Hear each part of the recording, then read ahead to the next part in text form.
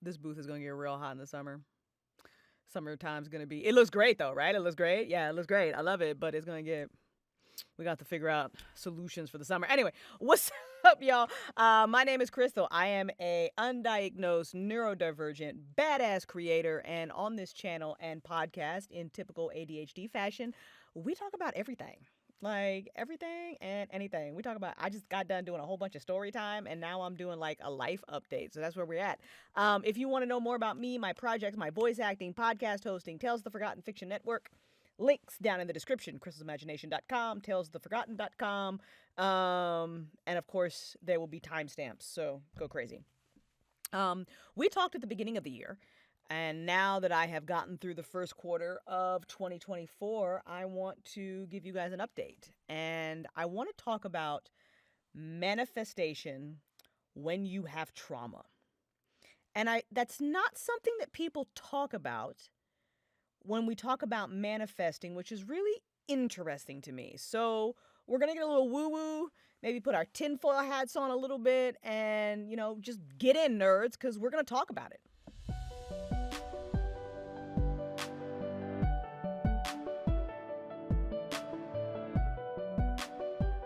So I am going through yet another evolutionary period in my life. And I don't fucking like it, y'all. I'm not a fan. So there was this woman on TikTok, right? And she was talking about what it looks like when you start healing. And so she's got this mason jar, and she filled up the mason jar with ping pong balls. And the ping pong balls represent like all of our issues, right? Our trauma, our fucking wounds, all that shit, right? And then she pours water in the jar, and the water is like our foundation. So as we start to heal, water goes up, balls come to the surface, and they get pushed out. So that's basically what it looks like when you stop healing. I thought that was such a clever representation of healing. But I understand why motherfuckers are out here acting the way they act, because as those balls rise to the surface, shit hurts. It gets really, really fucking hard.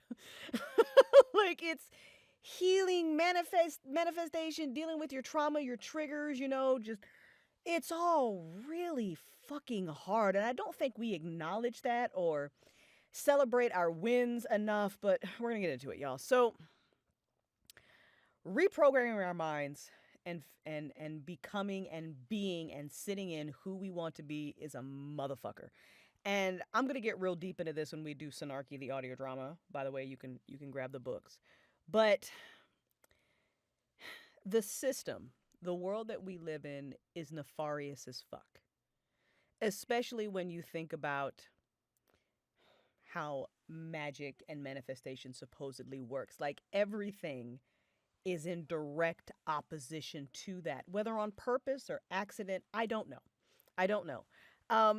Because there is nothing about the systems that we exist in that help us become our best selves, want us to become our best selves, think positively or find joy. We've got to seek it out. And we are being bombarded literally every day with the worst of everything. And this isn't a call to ignore what's happening in the world. So don't get me twisted. That's not what I'm saying at all.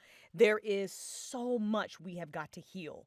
And there is so much wrong. Revolution is needed badly.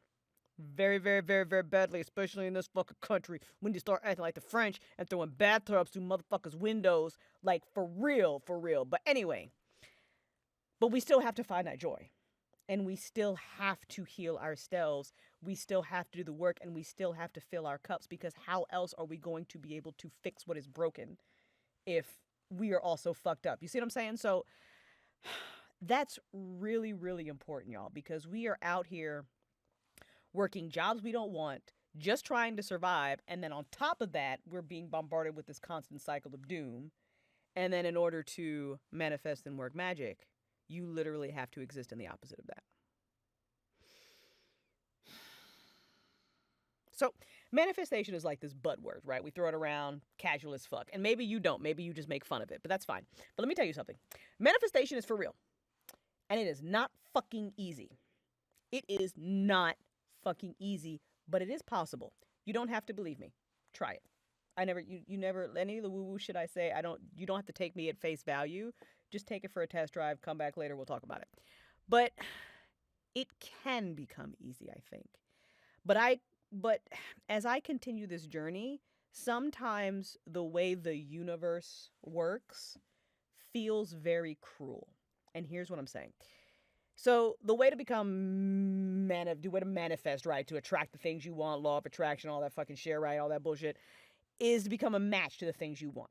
Okay, so ultimately for me, it's really about us digging deep into what we want, why we want it. Can we see ourselves having it? Can we sit in the feeling of having it?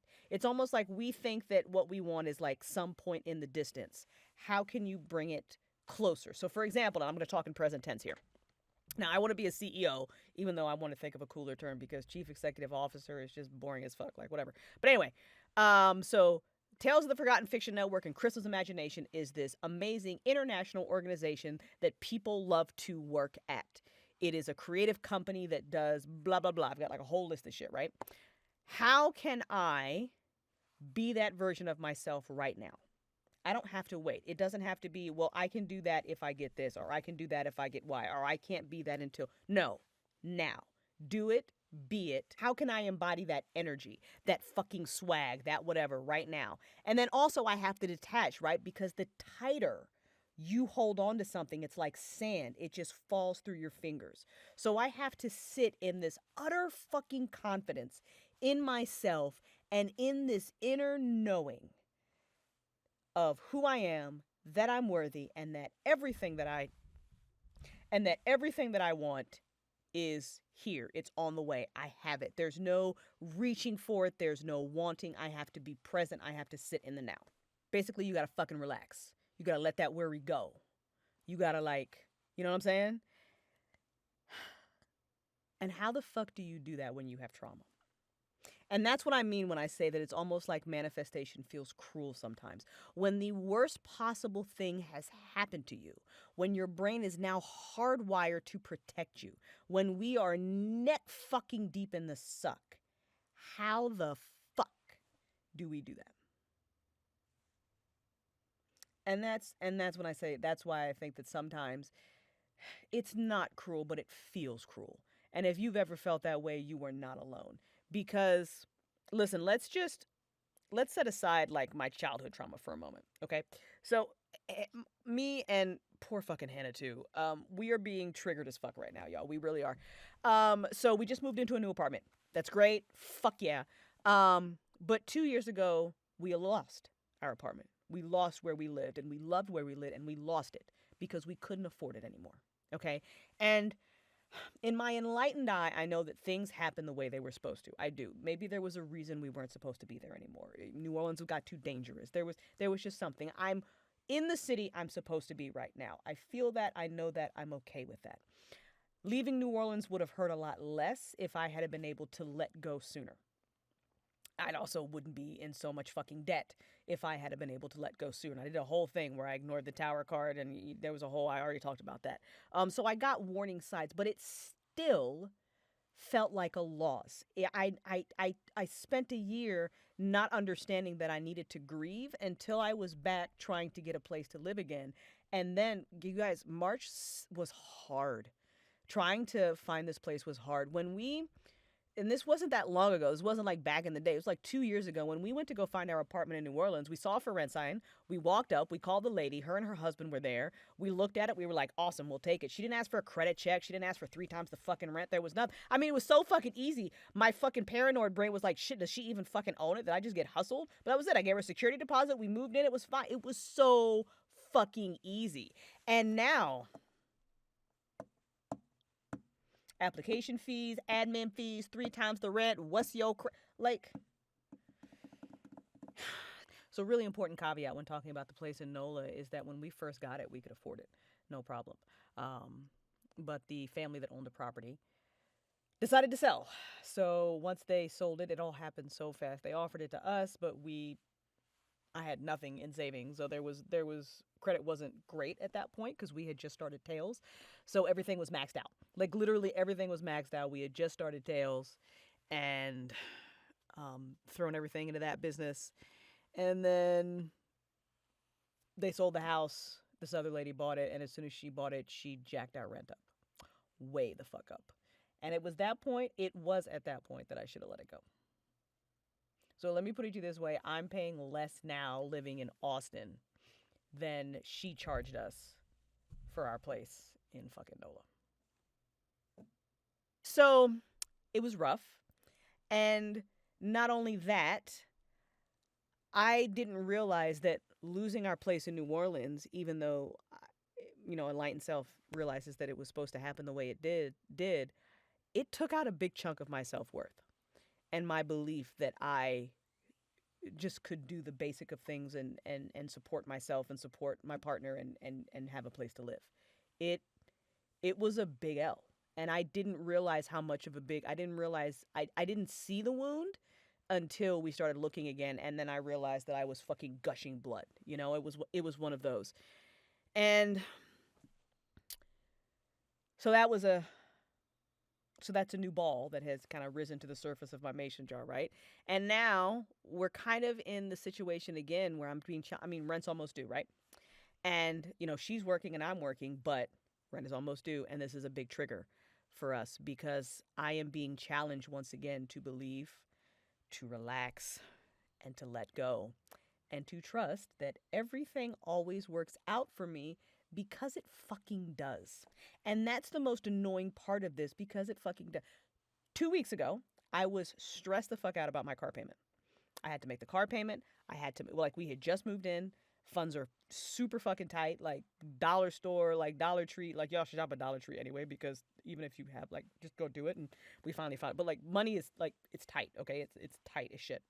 And now I've got this car payment I got to figure out how to come up with money with. I've got this. And the moment I stopped worrying about it, the moment I was like, you know what? Fuck it. I can't do this anymore. I can't hold this stress in my body anymore. I fucking can't worry about it. I have to sit in the knowledge that everything works out for me, that's going to be fucking okay. And it was. I literally got a client, got a job, got enough to cover what we needed to cover. I have a little bit of money in savings, but here I am again. I feel like I'm just being constantly tested to just fucking believe. And when you have trauma, or you're just a practical motherfucker, for as woo-woo as I am, there is a lot of discernment and practicality in me. It's hard. It's very, very, very hard. And I am utterly terrified that we are going to lose this place. I am. I am trying so hard, and I have moments. I just got done doing some voice acting, so I actually feel kind of good. I'm going to take Dio for a walk, and I'm doing all the exercises and grounding and meditation, but I'm terrified, you guys. I'm fucking terrified. I am terrified that I'm just going to be right back there, that all those fears, that my worst case scenario, this is it. Because when you have trauma, it doesn't matter how many times good things happen to you, because the worst thing has happened. So that means that it's nobody can tell you different. Nobody can tell me that the worst thing will not happen to me again. Nobody can fucking tell me with 100% certainty, guarantee, that that the worst thing that could never happen to me again. You can't. You fucking can't. And that's why I think that there is such a challenge with manifestation when you have that I feel like needs to be more acknowledged by a lot of these fucking spiritual teachers. Because sure, I get it. We got to script, we got to journal, we got to meditate, we got to ground, we got to walk through, we got to do all of that. But I would love for somebody to just look you deep in your sockets and be like, hey, and if the worst possible thing has happened to you, I want you to know that right now you're safe, and you're okay, and you are worthy, and you get to believe that good things are supposed to happen to you, and you get to sit in that knowledge and trust that your spirit team fucking loves you and your angels are out here working for you. I want somebody to fucking say that. I said it. There you go. Anyway. But that's why I said that the universe felt cruel sometimes, because, you're working and you're trying really hard. You're trying really hard because you don't want to feel this way. I don't want to fucking feel this way. But then it just feels cruel sometimes that your spirit guide, that the universe doesn't care that you're trying. It's like Yoda. Yoda doesn't give a shit if you try. Yoda says do or do not. And that felt, when I was at my lowest of lows, that felt very cruel. Even though I know it's not meant to be, it just felt that way. You know what I'm saying?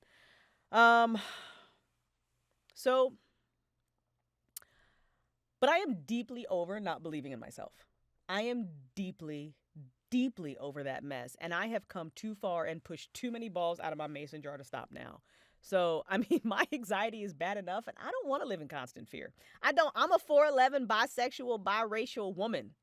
You know what I'm saying? Like, I should have a lot of it. But at the same time, I don't. I want to be so in tune with, like, my spirit team, my intuition, my magic, the fact that I'm a fucking witch, that I can walk outside and not feel that anxiety because I know that if I'm not supposed to go down the street, I'm going to know.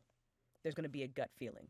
You know, Jesus isn't going to magically pluck you out of the water, motherfuckers. He sent a boat. Get in the boat. Like, that's the type. You see, if you know, you know. Like, you know what I'm saying? So, like, that's the type, like, but I want that type of confidence and knowledge and just I want to sit in that more because the worrying never works. It never makes anything better. It just drains my fucking energy and gives me fucking GERD. It has probably taken like years off my life, and I'm trying to live to be 200. Like, you know what I'm saying? Like, I'm trying to live for a hot minute. So, whew, we're going through it, you all, but yet here I am, and so many people helped us get into this apartment. So you know who you are. We love you. I love you. Please know that the kindness and the support that you guys have shown Hannah and I will be returned to you times 3. Know that. Scorpios have a long memory, and it's not just for revenge. The fact that so many people that help you will never be forgotten, and you are like I am indebted to you guys. So when I can get out of my bullshit, and I can sit in the vibe of everything that I do have, gratitude, super important, you guys, and be present with it. I recognize that I'm going to talk in present tense again. I live a very charmed and abundant life, and that needs to be celebrated. I need to sit in that energy because that is the energy that I genuinely want to embody. I am a divine fucking light. I have built community for people, and that makes me really fucking happy. Really happy. I continue to build community for people to find and be their best selves, to hold space for them. So navigating these shadows and doing the work isn't so fucking terrible because healing is very hard, just in and by itself. And to make our brain stop cycling through the terrible loop of every fucking thing that's wrong and can go wrong is hard. But my job, my sole fucking purpose, the thing that lights me up and makes my inner child happy is, and it really gets me going, is being that life, is being a safe space, is creating community, is playing, is creativity, is bringing out people's joy and spreading joy, because that is the only way that we are going to fix anything that's fucking wrong. True story. Also, and getting a little rowdy. We need to get a little rowdy up in here. If we don't stop doing this bullshit and we don't start living our lives for us and stop living the life that they have told us, how are things going to change? How are they going to get better? This is the fight, y'all. It's with us. We got to do us, and then we can, like, do them. I need a better slogan, but y'all know what a better analogy, but y'all know what I'm trying to, y'all know what I'm trying to say. We have to start living our lives, tapping into whatever that extra thing is, whatever you want to call it, I don't care. So long as it's loving and not telling you to hate people. And we have to know deep in our fucking souls that we are supported. Because I think in those little moments when we do step away and unplug, we know we are. And we have to be able to tap into that and know that we can get whatever the fuck we want and that we can live the best version of ourselves.